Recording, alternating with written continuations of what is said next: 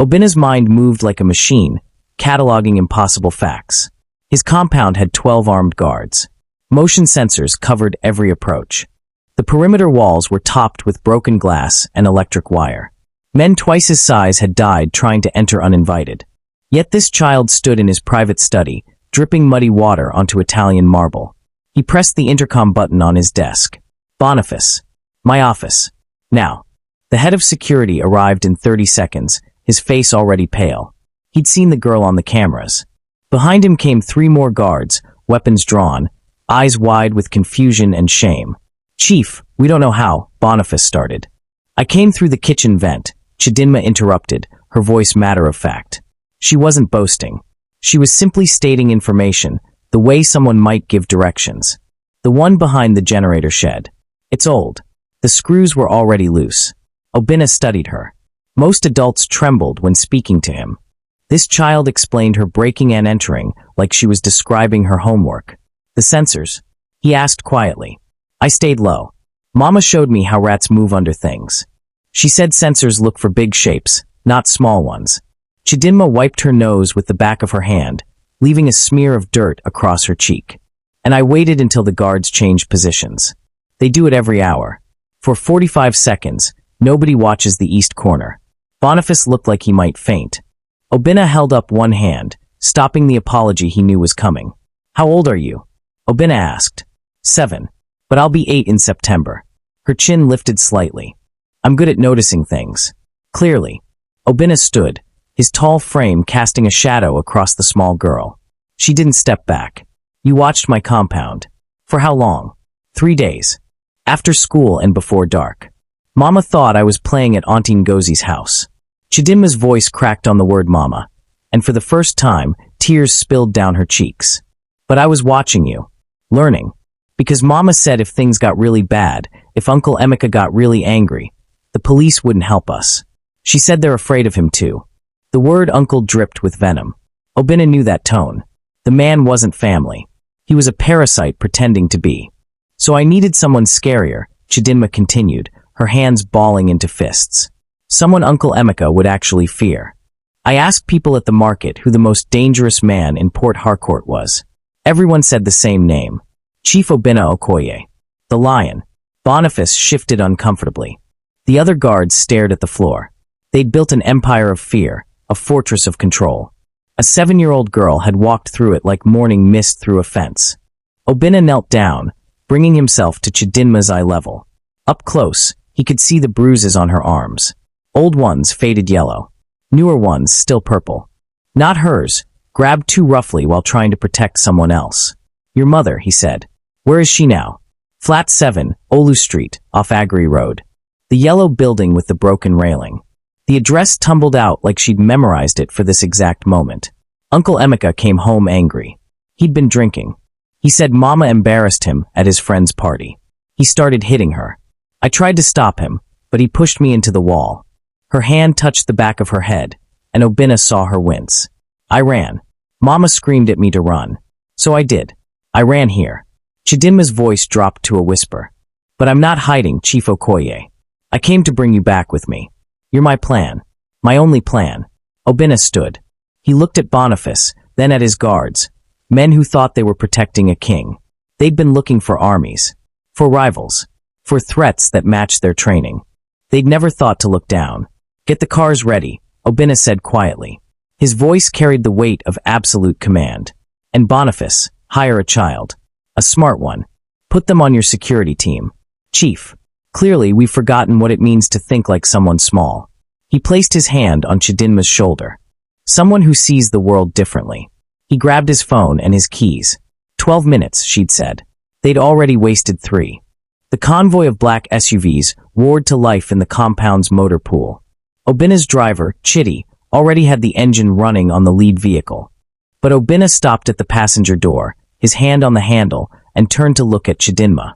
She stood in the compound's harsh security lights, still clutching her crumpled map.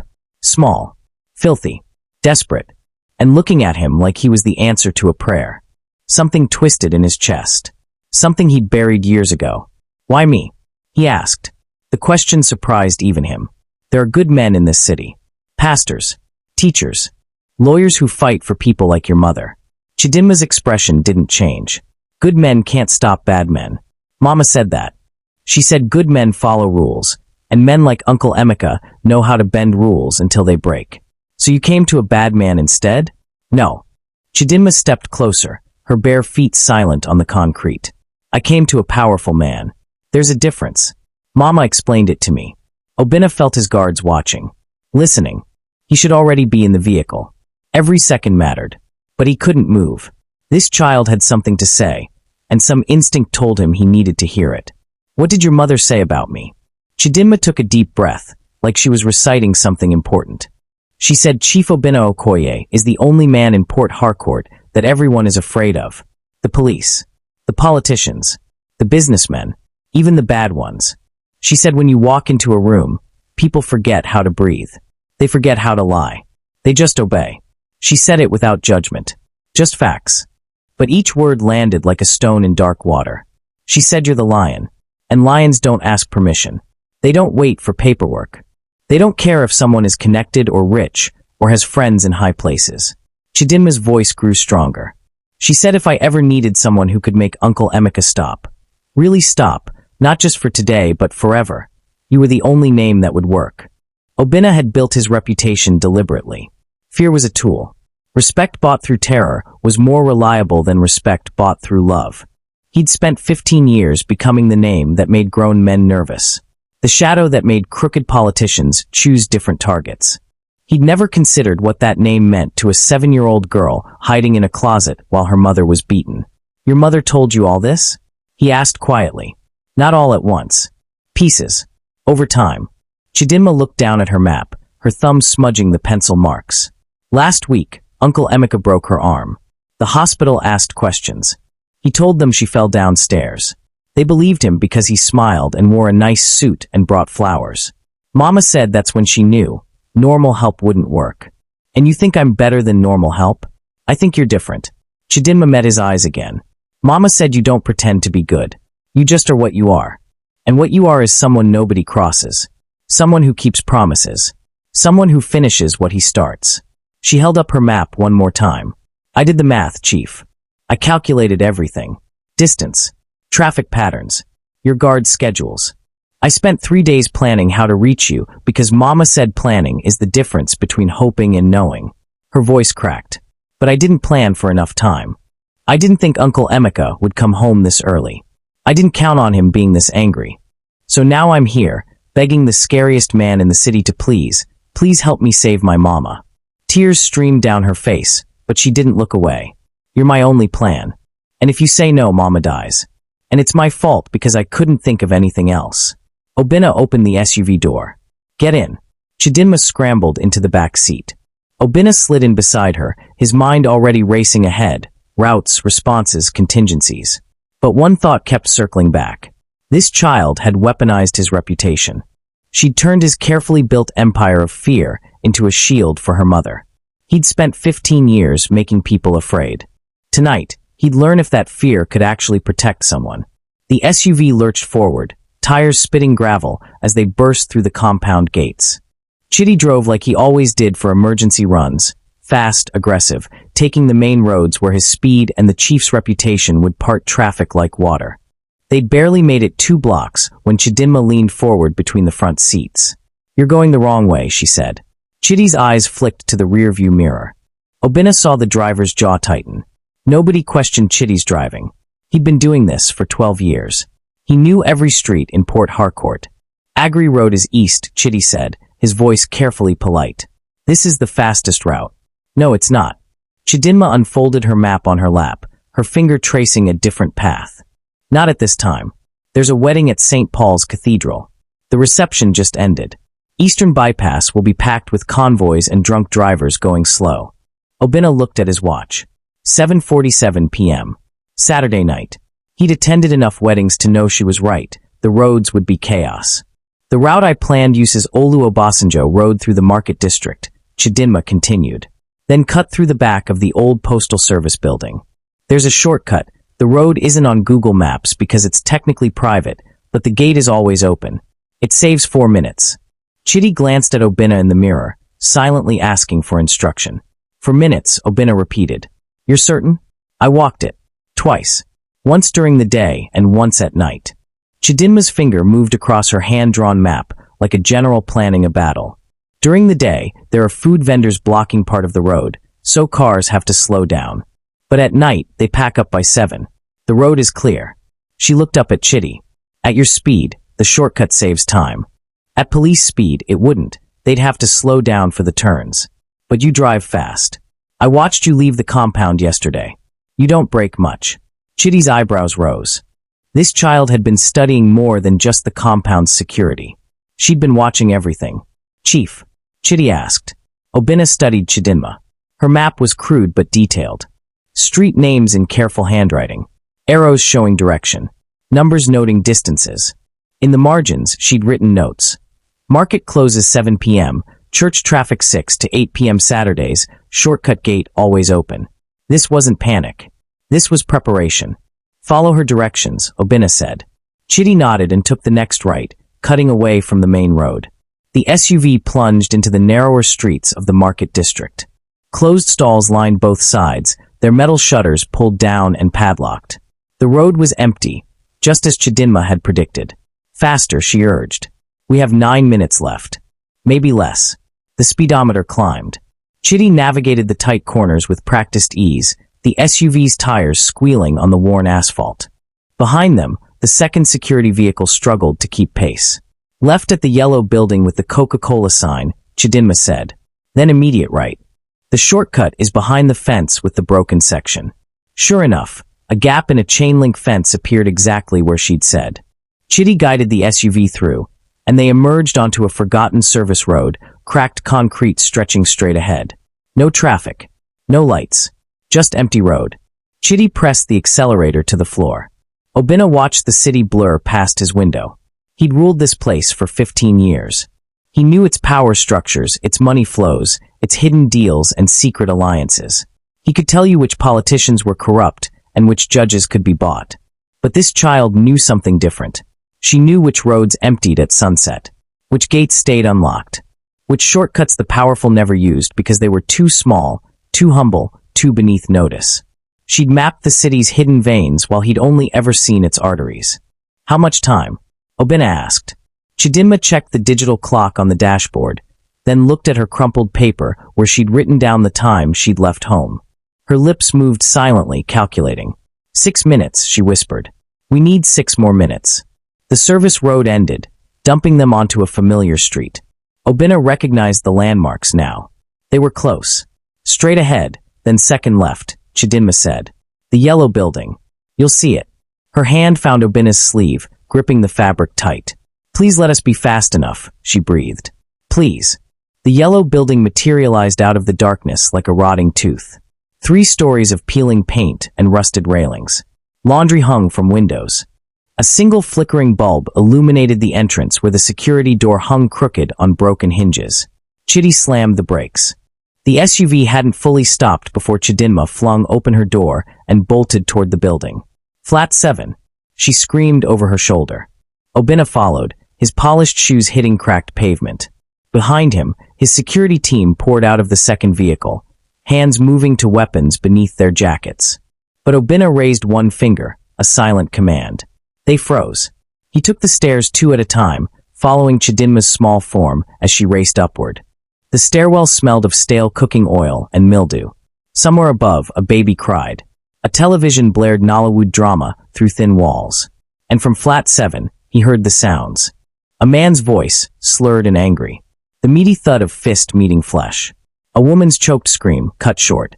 Chidinma reached the door first. Her small fists pounded against the scarred wood. Mama! Mama! The sounds inside stopped. Obinna placed his hand on Chidinma's shoulder, gently moving her aside. The door was cheap, hollow core, flimsy lock. He could kick it open easily. Violence meeting violence. The old way. His way. But something made him pause. He knocked. 3 times. Slow. Deliberate. The sound of a man who didn't need to break things to enter them. Go away. The man's voice came from inside, loud but with an edge of uncertainty. This is private business. Obinna knocked again. Same rhythm. Same patience. The knock of inevitability. Footsteps approached the door. Heavy. Unsteady. The lock rattled, and the door swung inward. Emeka Nwosu filled the doorway, a large man in a stained undershirt, his face flushed with alcohol and rage. His knuckles were bloody. Behind him, the flat was chaos. Overturned chair. Broken plates. And on the floor near the kitchen, a woman curled into a protective ball, her face swollen, her arm bent at an angle that made Obinna's jaw tighten. Emeka's eyes traveled from Chidinma to Obinna. Recognition flickered across his drunken features, followed by confusion, then fear. Everyone in Port Harcourt knew Chief Obinna Okoye's face. Chief, Emeka stammered, his aggressive posture collapsing like wet cardboard. There's been a misunderstanding. Obinna said nothing. He simply stepped forward. Emeka stumbled backward, his feet tangling. Obinna crossed the threshold, and the temperature in the room seemed to drop 10 degrees. He didn't reach for a weapon. Didn't raise his voice. Didn't need to. He just stood there. His presence filled the small flat like flood water, drowning out the bluster and the violence. The air grew heavy. Suffocating. Emeka's bravado, the same confidence that let him beat a woman half his size, evaporated in the face of real power. Chief, I can explain, Emeka started. Obinna's eyes moved to Adiz on the floor. She was conscious, her good arm wrapped around her ribs, her face a mess of bruises old and new. She looked at him with an expression he'd seen before, desperate hope mixed with disbelief. The look of someone watching a miracle they'd stopped believing in. Mama. Chidinma tried to rush past, but Obinna caught her gently. Slowly, he murmured. Check her carefully. Chidinma moved to her mother's side, kneeling down, her small hands touching Adiz's face with heartbreaking tenderness. I brought him, Mama. Just like you said. I brought the lion. Adiz's eyes filled with tears. Obinna turned his attention back to Emeka. The man was pressed against the far wall now, as if the plaster could swallow him whole. Sweat beaded on his forehead despite the cool evening air. Chief, you have to understand, Emeka babbled. She provoked me. She disrespected me in front of my friends. A man has a right to discipline. No, Obinna said quietly. The single word cut through Emeka's excuse like a machete through sugarcane. Obinna didn't elaborate, didn't argue. Just that one word, delivered with absolute certainty. Behind him, Obinna's guards appeared in the doorway, silent shadows with cold eyes. They didn't draw weapons. They didn't need to. Their presence, combined with their chief's, transformed the small apartment into a cage. Emeka's legs gave out. He slid down the wall, landing hard on the floor. Please, he whispered. Please, Chief. I didn't know. I didn't mean. Obinna tilted his head slightly, studying the man like a scientist examining an insect. Here was power without purpose. Strength used to crush the weak. Everything Obinna had spent years ensuring he would never become. You didn't know what? Obinna asked softly. That actions have consequences? That every victim has a name? That someday, someone would care enough to stop you? Emeka opened his mouth, but no sound came out. Silence stretched like a rubber band pulled to breaking. Emeka sat against the wall, his chest heaving, his eyes darting between Obinna and the guards blocking the doorway. Adiz's quiet sobbing and Chidinma's whispered reassurances were the only sounds in the room. Then something shifted in Emeka's expression. The fear didn't disappear, but it mixed with something else. Calculation. The desperate cunning of a cornered rat searching for an escape. He pushed himself up from the floor, trying to stand tall despite the tremor in his legs. With respect, Chief, Emeka said, his voice steadier now, this is a family matter. Between a man and his woman. You're a businessman. You understand how things work. Obinna didn't respond. He simply watched. The silence gave Emeka confidence, the wrong kind. He took it as permission to continue. I know who you are. Everyone does. Emeka wiped the sweat from his forehead with the back of his hand, his bloody knuckles catching the light. You're Chief Obinna Okoye. You deal in real business. Contracts. Money. Power. Not this. He gestured dismissively toward Adiz. Not domestic squabbles. Squabbles, Obinna repeated, his tone completely flat. Yes. Disagreements between couples. It happens in every home. Emeka was gaining steam now, mistaking Obinna's stillness for disinterest. You're a respected man, Chief. You don't get involved in these small matters. People will talk. They'll say the great Chief Obinna wastes his time on women's complaints. He took a step forward, emboldened. Besides, what happens in a man's house is his business. The law says so. Even if you call the police, which you won't, Because men like us don't call police. They'll tell you the same thing. Domestic affairs are private. They always have been. Chidinma's head snapped up from where she knelt beside her mother. You're wrong. The child should be quiet, Emeka interrupted, his voice hardening. This is adult conversation. Obinna raised one hand slightly. Chidinma fell silent, but her eyes blazed with fury. Emeka seemed to interpret the gesture as agreement. He straightened his stained undershirt, trying to reclaim some dignity. Look, Chief. I respect you. The whole city respects you. But you're a smart man. You know that if word gets out that Chief Obinna Okoye came to someone's home because of a girlfriend's complaint, people will laugh. They'll say you've gone soft. That you let women and children manipulate you. He spread his hands in a gesture of false reasonableness. I have connections too. Not like yours, of course. But I know people. Businessmen. Politicians. They all agree. What happens between a man and his woman is nobody else's concern. You coming here tonight, it's beneath you, Chief. You should leave this to people it actually concerns. And who does it concern? Obinna asked quietly. Me. Her. Family business. Emeka's confidence was building to dangerous levels. You're embarrassing yourself over nothing. Over a woman who probably exaggerated everything to her daughter. You know how women are. They cry and make stories bigger than they are. He actually smiled. A thin, oily smile that suggested he thought he'd found common ground. We're both men of the world, Chief. We understand that sometimes women need correction. Guidance. I'm not a bad man. I provide for her. I let her live here. But she needs to learn respect, and that's between us. Not you. Not anyone else. Emeka gestured toward the door. So with all due respect, I'm asking you to leave. This is my home. These are my affairs. And unless you want people saying Chief Obinna Okoye has become a messenger boy for crying women, you'll forget you were ever here. The apartment went absolutely still. Obinna's guards shifted slightly, their hands moving toward their weapons. But Obinna made no signal. He just stood there, letting Emeka's words hang in the air like smoke. When Obinna finally spoke, his voice was so soft that everyone had to strain to hear it. You're right about one thing, he said. I am a businessman. Emeka's smile widened, triumphant. Which means, Obinna continued, I understand value. Assets. Investments. His eyes moved to Adiz, then to Chidinma. And I understand when something valuable is being destroyed by someone worthless. The smile died on Emeka's face. You think I came here because I care about your opinion? Obinna took one step forward. Just one. But it was enough to make Emeka stumble backward. You think I'm worried about what people will say? You think I answer to anyone in this city?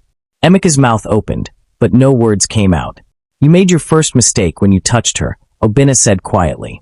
You made your second mistake when you threatened a child. But your third mistake, your fatal mistake, was assuming I think like you. Emeka pressed himself against the wall, all his borrowed courage evaporating. Chief, I didn't mean. Chidinma, Obinna said, not taking his eyes off Emeka. Show him. The little girl stood up from beside her mother.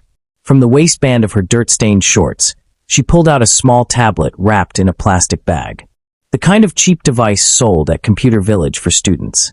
Its screen was cracked, but it glowed to life when she tapped it. Emeka's face went from red to white. What is that? He whispered. Chidinma's tears had stopped. Her hands were steady as she held up the tablet, turning it so everyone could see the screen. A video played, shaky footage shot from a low angle, partially hidden behind a doorway. The audio was crystal clear. Emeka's voice thundered from the tiny speakers. You embarrassed me. You think you can disrespect me in front of my friends? I'll teach you. The sound of breaking glass. Adiz pleading. The sickening crack of bone. The timestamp in the corner read today's date. 37 minutes ago. That's. Emeka's voice cracked. You can't, that's illegal. Recording someone without permission. Actually, Chidinma said, her voice calm in a way that made Obinna's eyebrows rise. Mama owns this apartment. Her name is on the lease. Not yours. You just live here. So legally, she can record anything that happens in her own home. She swiped to another video. This one older, judging by Adiz's shorter haircut. Same violence. Same threats. Different day. Another swipe. Another video. Weeks earlier. I have 11 recordings, Chidinma said matter-of-factly. Mama taught me how to hide the tablet where you wouldn't look. Behind books. Under the bathroom sink. Places you never clean. She looked directly at Emeka. She said if something happened to her, I should give these to someone who could use them. Someone who would care. You little. Emeka lunged forward. He didn't make it 2 steps. Boniface materialized between them, his hand clamping down on Emeka's shoulder like a vice. The large man gasped in pain and froze. Chidinma didn't even flinch. She swiped to another file on the tablet. This isn't just videos, she continued. Mama took pictures too. Every bruise. Every cut. Every broken thing. The screen filled with images, Adi's blackened eye, her split lip, her arm in a makeshift sling. Each photo dated and time-stamped. She went to the hospital 4 times. They have records. They asked if she wanted to file a report, but she was too scared. She pulled up a document. This is the lease agreement showing Mama pays the rent. This is her bank statement showing you haven't given her money in 3 months. This is a text message from your phone saying if she tells anyone, you'll make sure she disappears. Emeka's legs buckled. Boniface held him upright. How? Emeka breathed. How did you get my messages? You use her birthday as your password, Chidinma said simply. Mama figured it out months ago. She's been backing up everything to a cloud account you don't know about. Obinna felt something unfamiliar stir in his chest. Admiration. This wasn't just a scared child running for help. This was a calculated operation. Mother and daughter had been building a case, gathering ammunition, waiting for the right moment. They'd weaponized their powerlessness. You can't use any of that. Emeka's voice rose to a desperate shriek. It's out of context. I was provoked. A judge will understand. A judge might, Obinna interrupted quietly. But I'm not a judge. Chidinma tapped the screen one more time. A red dot appeared in the corner. The word live blinked steadily. I've been streaming to Mama's Facebook account since we walked through your door, she said. 347 people are watching right now, including Mama's church group, your boss at the bank, your mother. Emeka's face went gray. No. No, no, no. Everyone heard you say this is family business. Everyone heard you tell Chief Obinna that women need correction. Chidinma's voice didn't waver. Everyone watched you try to attack a 7-year-old girl. She held the tablet higher, making sure the camera captured Emeka's face clearly. Mama said the problem with bullies is they need darkness to survive. They need silence. They need people to be too afraid to speak. Chidinma looked at her mother, still curled on the floor, but now watching with fierce pride despite her pain. So we decided to turn on all the lights. Obinna found himself smiling. Not his usual cold, calculated expression. A real smile. He'd come here expecting to solve this problem his way. With fear, with force, with the blunt instrument of his reputation. Instead, he was watching a child dismantle a man with nothing but truth and a cracked tablet. The live stream, Obinna said. Can you save it? Make it permanent? Already did, Chidinma replied. It's uploading to 3 different accounts. Even if he tries to delete it, it's too late. Emeka slumped in Boniface's grip, staring at the tablet like it was a snake. His mouth opened and closed, but no words came out. The live stream counter ticked upward, 412 viewers now. Then 438. His entire life unraveling in real time. Obinna pulled out his phone and made a call. It rang twice before a gruff voice answered. Commissioner, Obinna said simply. I need you to watch something. He took the tablet from Chidinma's hands and held it toward his phone's camera, letting the police commissioner see the live stream, the videos, the evidence. He said nothing else. Just waited. I see, the commissioner said after a long pause. We'll send officers immediately. No rush, Obinna replied. We'll wait. He ended the call and made another. Then another. Each conversation was brief. Each person on the other end was someone who mattered, bank directors, church elders, business owners, social club presidents. People who formed the invisible web of reputation that held Port Harcourt's society together. To each one, he said the same thing. Watch Adi's Okonkwo's Facebook page. Now. Then decide if Emeka Nwosu is someone you want associated with your organization.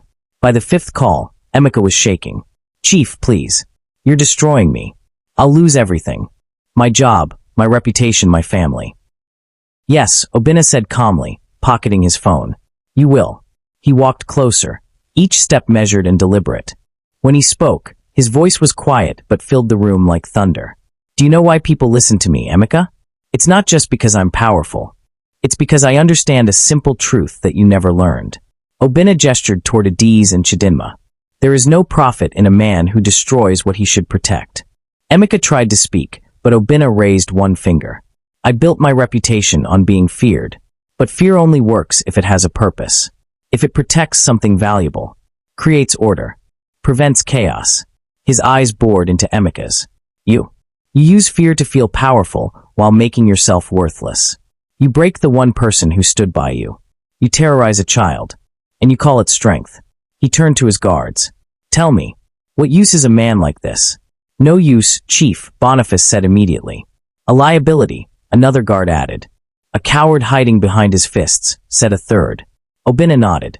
In business, we cut our losses. We remove weak links. We eliminate anything that threatens the whole system. He looked back at Emeka. You're not just useless. You're toxic. And toxic things spread. He pulled out his phone again and began typing. Emeka watched in horror as Obinna's thumbs moved across the screen. I'm sending a message to every business owner, landlord, and employer in my network, Obinna said casually. It's very simple. It says, Emeka Nwosu is not to be trusted with power over others. Not as an employee. Not as a tenant. Not as a partner. He uses violence against the vulnerable. The evidence is public. You can't do this. Emeka's voice cracked. This is like a death sentence. How will I survive? Where will I work? Where will I live? Those are excellent questions, Obinna said. Perhaps you should have asked them before you decided a woman's face was something you could rearrange whenever you felt disrespected. He hit send. The message went out to hundreds of contacts. The kind of contacts that controlled jobs, housing, credit, opportunity. The kind of network that could make someone invisible in their own city. Your bank will fire you by morning, Obinna continued, his tone almost conversational. The directors already saw the video. They can't afford to keep someone with your reputation. Bad for business. Investors don't like scandal. Emeka's knees buckled completely. Only Boniface's grip kept him upright. Your friends will stop calling. Your family will distance themselves. Not because I'll threaten them, I won't need to. They'll do it on their own because being associated with you becomes a stain. Obinna tilted his head. That's the thing about reputation, Emeka. It takes years to build and seconds to destroy. You destroyed yours the moment you raised your fist to someone weaker. I'll leave Port Harcourt, Emeka whispered desperately. I'll go somewhere else. Start over. Just stop this. Please. You can leave, Obinna agreed. But my network extends beyond this city. And the internet? He gestured to the tablet still streaming in Chidinma's hands. The internet is forever. Your face, your voice, your actions, they'll follow you anywhere you go. He leaned in close, his voice dropping to barely a whisper. You wanted to make Adiz disappear. Instead, you've made yourself disappear. The difference is, she'll be protected. You'll just be forgotten. Sirens wailed in the distance, growing closer. Obinna checked his watch. The police had made good time. He nodded to Boniface, who finally released Emeka. The man collapsed onto the floor like a puppet with cut strings. Chidi, Obinna said to his driver, who stood near the doorway. Call Dr. Ease. Tell him we need him at Memorial Hospital in 20 minutes. Private room. Tell him to bring his orthopedic kit, broken arm, possible ribs, facial trauma. Chidi stepped into the hallway, phone already at his ear. Obinna turned to another guard. Nduka, contact Attorney Okoye. I want a restraining order filed tonight. Emergency order. By morning, I want Emeka Nwosu legally barred from coming within 200 meters of this building. Yes, Chief. Also call Judge Adeyemi. Personal favor. I want the order expedited and ironclad. No loopholes. No technicalities Emeka can exploit. Nduka pulled out his phone and moved to the corner, speaking in low, urgent tones. To a third guard, Tund. Contact my bank. I want Adiz Okonkwo's name added to an account I'm opening tonight. Initial deposit of 2 million naira. She'll need money for medical bills, legal fees, and rent while she recovers. Chief, that's very generous. It's not generosity. It's investment. Obinna glanced at Chidinma, who was helping her mother sit up slowly. Smart people are rare. I'm investing in smart people. Tun nodded and began making calls. The police arrived 5 minutes later. 3 officers led by a Sergeant Obinna recognized. The man took one look at the scene and understood immediately. This wasn't a normal domestic call. Chief Okoye, the sergeant said respectfully. We received a report. Sergeant Obi. Obinna gestured toward Emeka, still crumpled on the floor. This man has been assaulting Adiz Okonkwo for months. There's video evidence, medical records, witnesses. The evidence is being live-streamed as we speak and has been saved to multiple cloud accounts. He handed the sergeant a business card. My attorney will contact you in the morning with full documentation. In the meantime, I want him arrested for assault, battery, and making terroristic threats. The victim will press full charges. Sergeant Obi looked at Adiz, who nodded weakly despite her swollen face. We'll need her statement, the sergeant said. She'll give it at the hospital. Dr. Ease will document her injuries properly. Obinna's tone left no room for argument. Your men can take her statement there while she receives treatment. The sergeant understood. In the hospital, with a private doctor and Chief Okoye's protection, Adiz would be safe to speak freely. Here, in this apartment where she'd been terrorized, her statement might be influenced by fear. Understood, Chief. The sergeant motioned to his officers. Take him. The policeman hauled Emeka to his feet. He didn't resist. All the fight had drained out of him like water from a broken bucket. As they led him toward the door, Emeka looked back at Adiz one last time. I'm sorry, he mumbled. I didn't mean. Save it for your lawyer. Sergeant Obi cut him off. You'll need a good one. They dragged him out. His voice echoed in the stairwell, still making excuses, still trying to explain away the unexplainable. Obinna turned his attention to the practical matters. He called his real estate contact. Marcus, I need a 2-bedroom apartment in a secure building. Garden Court or somewhere similar. Good neighborhood, proper security. For a woman and her daughter. Yes, I'll cover the deposit and first year's rent. Have it ready by next week. Another call. Sister Blessing. This is Chief Okoye. Yes, I need a favor. I have a young girl, very intelligent, currently in public school. I'd like to enroll her at Holy Rosary Academy. Money isn't a concern. Starting next term would be perfect. Chidinma watched him with wide eyes, still holding her mother's hand. One more call. Brother Ikenna, I'm sending someone to your clinic tomorrow. Adiz Okonkwo. She'll need counseling. Trauma therapy. Whatever it takes. Yes, send the bills to my office. He ended the call and looked at Boniface.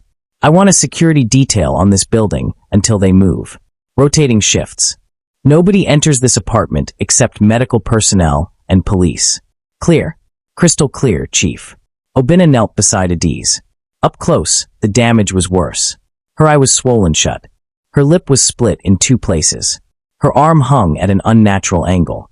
I'm sorry I didn't come sooner, he said quietly. Adiz's good eye filled with tears. You came when it mattered most. When my daughter asked. Her voice was barely a whisper through her damaged mouth. Thank you for seeing her. For listening. Your daughter, Obinna said, is extraordinary. Chidinma beamed despite the tears on her cheeks. The ambulance arrived 15 minutes later, its red lights painting the yellow building in urgent strokes. Paramedics moved efficiently, checking Adiz's vitals, stabilizing her arm, asking gentle questions she answered through cracked lips. Chidinma refused to leave her mother's side. She climbed into the ambulance without being asked, her small hand gripping Adiz's good one like a lifeline. I'm riding with them, Obinna told Boniface. Follow in the SUV. The ride to Memorial Hospital was quiet except for the medical equipment beeping steadily. Obinna sat on the bench seat across from mother and daughter, watching Chidinma whisper reassurances to Adiz, stroking her hair with a tenderness that seemed far too mature for. 7 years old. This child had been forced to grow up too fast. Had been made to calculate survival instead of playing with friends. Had learned to document abuse instead of learning multiplication tables. The thought made something cold and hard settle in Obinna's chest. At the hospital, Dr. Ease was waiting at the emergency entrance with a wheelchair and 2 nurses. He took one look at Adiz, and his professional mask cracked for just a moment. A flash of anger at what had been done to her. Private room 3, he said crisply. Let's get x-rays, full examination, pain management. I want to stay with Mama, Chidinma said firmly. You can, Dr. Ease assured her. But you should let the nurses check you too. That bump on your head when he pushed you. I want to make sure you're okay. Chidinma touched the back of her head, wincing slightly. In all the chaos, she'd forgotten about it. While the medical staff worked, Obinna stepped into the hallway and made one final call. This one was different. Not business. Not logistics. Personal. Sister Mary Catherine? It's Obinna Okoye. Yes, it's been too long. I need to discuss a donation to Holy Rosary Academy. Not just tuition for one student. I want to fund a scholarship program. Full scholarships for 5 girls from difficult backgrounds each year. No, not just school fees. Books, uniforms, meals, counseling if needed. I'll have my accountant send the details tomorrow. He paused, listening to the nun's surprised gratitude. There's one condition, he continued. The first scholarship goes to a girl named Chidinma Okoye, 7 years old. Brilliant mind. She'll need to start next term. Yes, I'm certain she qualifies. Sister, if you met her, you'd understand. This child mapped security patterns and traffic routes to save her mother's life. Imagine what she could do with proper education. He ended the call and returned to the private room. Adiz was resting now, her arm in a proper cast, her face cleaned and bandaged. The swelling would take weeks to go down, but she was stable. Safe. Chidinma sat in a chair beside the bed, her own head now wrapped with a small bandage. She was fighting sleep, her eyes drooping but snapping open every few seconds to check on her mother. Obinna pulled out his wallet and removed a business card. But instead of handing it over immediately, he borrowed a pen from the nurse's station and wrote something on the back. He returned and placed the card on the bedside table where Adiz could see it. She picked it up with her good hand, squinting at it through her swollen eye. The front was simple, embossed black letters on cream cardstock. Chief Obinna Okoye. But there was no phone number. No email address. She turned it over. On the back, in Obinna's precise handwriting. Holy Rosary Academy. 15, ABA Road, GRA Phase 2. Full scholarship, Chidinma Okoye. Starts next term. Everything is already arranged. Adiz's hand trembled. Fresh tears spilled down her cheeks, but these were different from the tears of pain. These were relief. Hope. The desperate gratitude of a mother who'd been drowning and suddenly found solid ground. I can't accept this, she whispered. It's too much. You already did, Obinna said simply. The moment your daughter decided you were worth saving. The moment she turned her fear into a plan. The moment she chose intelligence over violence. He looked at Chidinma, whose eyes were finally closing despite her best efforts. She didn't ask me for revenge. She asked me to be a witness. To be a shield while she dismantled her enemy with evidence and truth. He stood, preparing to leave. That kind of thinking is rare. Sacred, even. It deserves to be cultivated, not crushed by poverty or trauma. Adiz clutched the card to her chest. How can I repay you? Raise her well, Obinna said. Let her be brilliant. Let her be fierce. Let her know that being small doesn't mean being powerless. He moved toward the door, then paused. And when she's older, when she's finished her education and ready to change the world, tell her to find me. I invest in smart people. Port Harcourt will need leaders like her. He stepped into the hallway, but Adiz's voice stopped him. Chief Okoye. He turned back. Everyone calls you the lion, she said softly. They say you're the most dangerous man in the city. That you're cold, ruthless, without mercy. Obinna said nothing, waiting.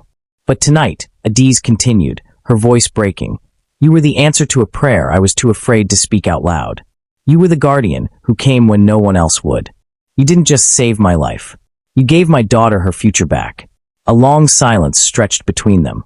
Maybe, Obinna said quietly, the two things aren't as different as people think.